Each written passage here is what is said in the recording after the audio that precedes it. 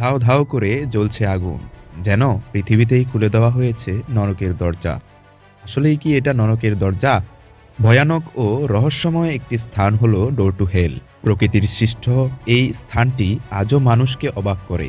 রহস্যময় এই স্থানটি সম্পর্কে জানতে চোখ রাখুন আমার পুরো ভিডিওটিতে।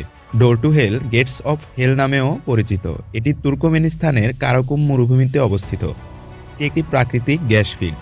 1971 সালে কিছু সোভিয়েত ভূতাত্ত্বিক এর ভুলের কারণে সৃষ্টি হয় এই ডোর টু হেল। তারা এই স্থানে ড্রিলিং করছিলেন। ড্রিলিং করা অবস্থায় দুর্ঘটনাক্রমে তারা একটি ভূগর্ভস্থ গ্যাস ফিল্ডের সাথে যুক্ত গুহায় গর্ত খুঁড়ে ফেলেন। ফলে গর্তটি থেকে মিথেন গ্যাস বের হতে শুরু করে।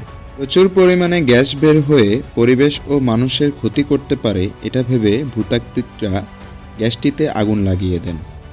তারা ভেবেছিল কয়েকদিনের মধ্যে গ্যাস পুড়ে গিয়ে আগুন নিভে যাবে, কিন্তু আশ্চর্যজনকভাবে এই আগুন কয়েকদিন নয় বরং বছরের পর বছর জ্বলতে থাকে, যা আজও নিভেনি। প্রায় 50 বছর ধরে এ আগুন জ্বলছে। এই বিশাল গর্তটির ব্যাসার্ধ প্রায় 70 মিটার এবং এর গভীরতা প্রায় 20 মিটার। রাতের বেলা এই জ্বলন্ত গর্তটি সত্যিই ভয়ঙ্কর ও আকর্ষণীয় একটি দৃশ্য উপস্থাপন করে। পর্যটকদের জন্য এটি একটি জনপ্রিয় গন্তব্যস্থল। পর্যটকরা এর চারপাশে রাতের বেলা ক্যাম্পিং করেন এবং রাতের উজ্জ্বল লাল আলোতে আলোকিত ডোর টু হেল এর সৌন্দর্য উপভোগ করেন। এটি একটি অসাধারণ অভিজ্ঞতা। যদিও ডোর টু হেল পর্যটকদের অনেক আকর্ষণ করে, এর পরিবেশগত প্রভাব সম্পর্কে অনেক উদ্বেগ রয়েছে। গ্যাসের নিঃসরণ এবং দীর্ঘদিন আগুন জ্বলার কারণে পরিবেশ দূষিত হচ্ছে। তুর্কমেনিস্তানের সরকার এই গর্তটি বন্ধ করার পরিকল্পনা করছেন, যদিও এটি এখনও কার্যকর করা হয়নি।